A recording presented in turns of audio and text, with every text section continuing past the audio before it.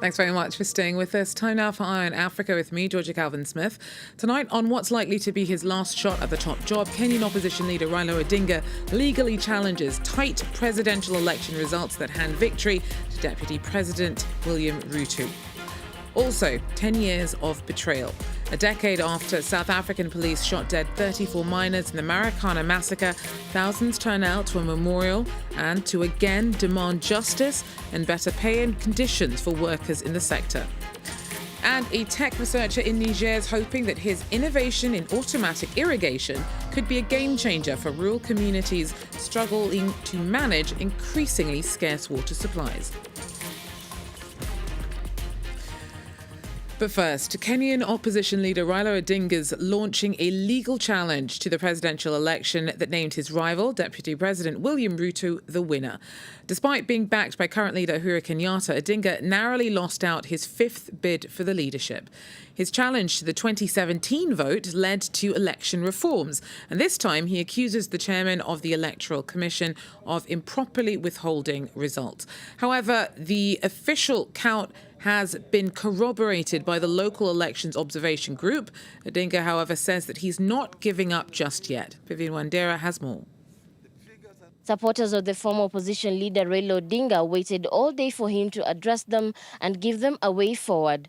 During his speech, Mr. Odinga said that he rejects in totality the results of the August 9th presidential poll and will use all constitutional and legal platforms available to him to challenge these results in courts. In our view, there's neither a legally and validly declared winner nor a president-elect. Mr. Chebukati's announcement purporting to announce a winner is a nullity. He acted with gross impunity and in total disregard of the Constitution and our laws. Many of his supporters agree with his decision, while some Kenyans believe that the election was free, fair and transparent. Odinga has rejected the results, and according to us who went to school a little bit, we know that the maths weren't adding up. But we could also see that the chairman of the Electoral Commission was under too much pressure. He didn't want to tell anyone. There's no way you'd work with your commissioner and they abandon you at the last minute. Everyone can do their count from the Electoral Commission's portal. I believe Raila rejected the results because he's personally dissatisfied. But as for us, we're happy. The former Prime Minister has 7 days to file a presidential petition in the courts, after which the Supreme Court will have 14 days to listen and deliver a judgment. Mr. Odinga could be looking for the same results he got in the 2017 presidential petition, where the votes ended in a repeat poll. For now, Kenyans are going back to their daily activities as they wait to see what will happen next. Vivian Wandera there for us. Now, Dr. Frederick Adjwan is a politics lecturer at King's College London. He joins us now for a closer look at the outcome of the Kenyan elections. Doctor, thanks for speaking to us. Now, first of all, last time around, Odinga's challenges sparked landmark electoral changes. What are his objections based on this time? Is he actually alleging fraud, or is he hoping to overturn results on a technicality? Oh, thank you very much. So based on Mr. Odinga's statement, it's very clear that he's basing his arguments on technicality than on fraud, right? So his rejection of results actually is based on the basis of the 4 independent electoral and monetary commissioner statement on the lack of the validation and consent by the entire commission to the result that was released by the chair of the commission, Mr. Wafula Chebukati. So it's a question of forum of the commission, which is a technicality issue than fraud. In a sense, Mr. Odinga is right to point out that the law requires a unanimous decision by the commission, or at least by a majority of the commissioners if there's no consensus. But this was not the case, as 4 of the 7 commissioners rejected the results. And so Mr. Odinga's case is based on the technicality of quorum.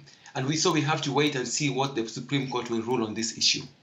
Now, there were a few scuffles on Monday when the results were announced, and leaders, we saw them calling for calm on Tuesday.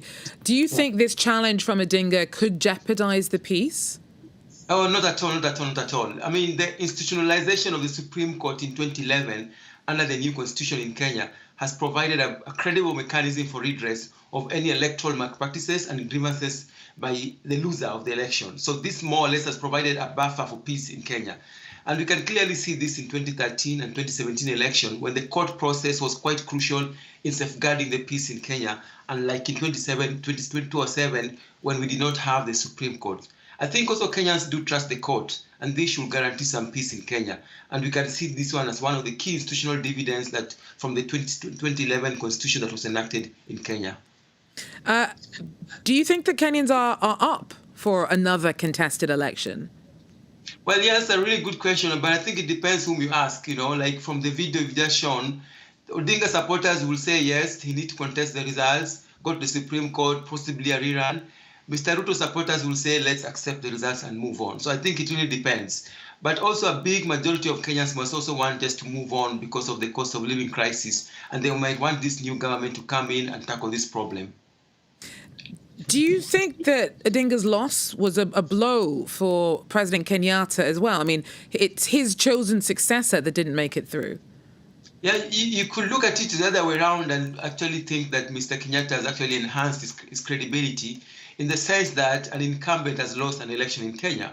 I mean, you rarely see that in Africa. Here we had an incumbent backing a candidate, and his candidate lost the election. So in a sense, Mr. Kenyatta has really enhanced his credibility. And also that speaks to the credibility of the elections, because rarely do you see the incumbent rigging. We often see the incumbent rigging the election for the preferred candidate, like we saw in the Democratic Republic of Congo.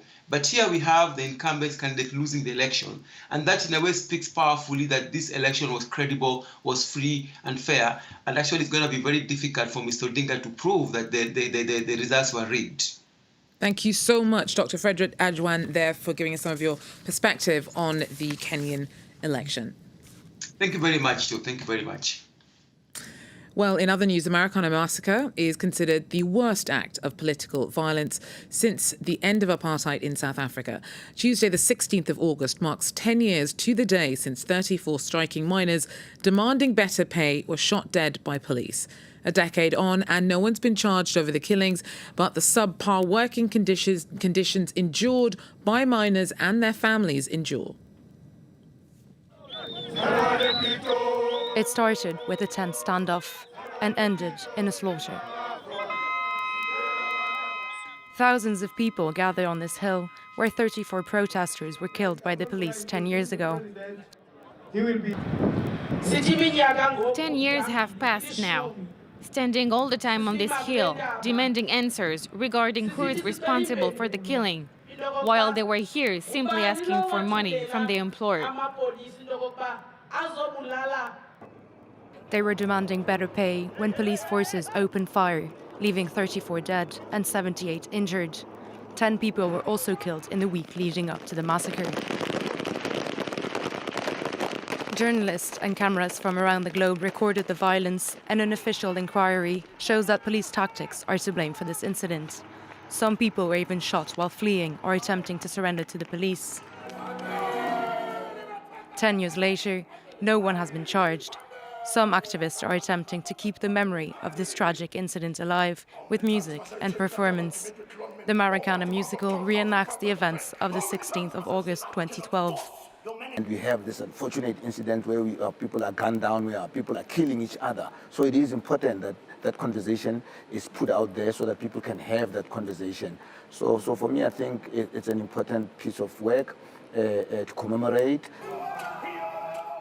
The musical opened wounds that are still fresh for many and stirs up difficult memories of the many massacres perpetrated against black and coloured communities in South Africa, like the Sharpeville massacre, where 69 people were killed in 1960, also gunned down by police forces during an anti-apartheid protest. The first UN ship to head out from Ukraine since the start of the Russian invasion set sail for Ethiopia on Tuesday. The UN World Food Programme chartered the MV Brave Commander to transport 23,000 tons of wheat to the drought-stricken Horn of Africa. Ukraine and Russia are two of the world's biggest exporters of grain, and since the war began in February, Africa is one of the regions facing a deepening food crisis. This week, French forces fully withdrew from Mali after 9 years of military operations there. Elsewhere in the region, Malian nationals have been looking back towards their homeland, hoping that the troops' exit will not jeopardise the prospects of stability. Sam Bradpeace has been speaking to Malians in neighbouring Senegal about their feelings about the French withdrawal. In reality, French troop numbers in Mali have been declining for some time now, but it was only on Monday that the last of the French soldiers there as part of Operation Barkhane finally withdrew from the country. Many Malians live here in Senegal. In fact, according to the Malian embassy, the number is about 100,000. I went to a Bambara market to see how some of them felt about the French troop withdrawal. France destabilized Mali. They should go back home and leave us alone. It's over. They should leave us alone. They were in Mali for 9 years, nearly 10 years. They haven't solved any problems there. Every year there are deaths. Lots of deaths. No one has been held accountable. Operation Barkhane in Mali has not changed the situation. Things are getting worse every day. Do you understand? It was there to fight against terrorism, but every day there are attacks. Nothing has improved. As you heard there, many Malians view Operation Barkhane as a failure. Mali itself is arguably less stable now than it was back in 2013 when French troops were initially deployed. I reached out to a Senegalese army spokesperson who declined to comment on the implications of this French withdrawal for the wider region. Sam Bradpeace there for us.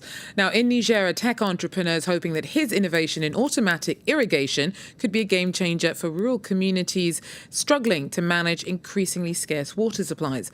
Abdou Maman Kane's prize-winning system lets farmers adjust their water usage drop by drop. Our team reports. At first glance, this farm is just like any other in Niger. But what's going on here could change the game for the whole country's agriculture. The watering system is activated by a simple phone call. And it makes sure the crops get enough water right down to the nearest drop, depending on their needs. We need a support system for the farmers to have access to this technology.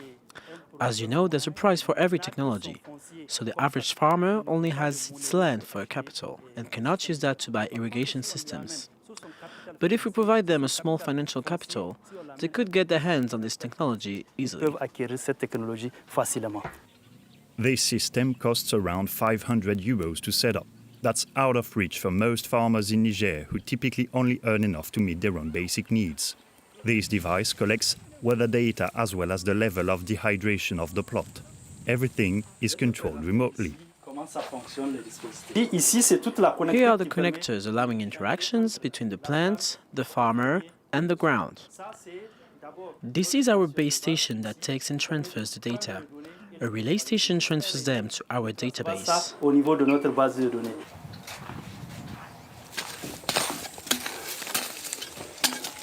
This automated watering system also makes the farmers' jobs easier. We used to water the crops by hand. Now the water flows as soon as we activate it on the phone. So we can complete some other tasks at the same time. And it makes a big difference. Before, we had to fetch water every time and water the old way.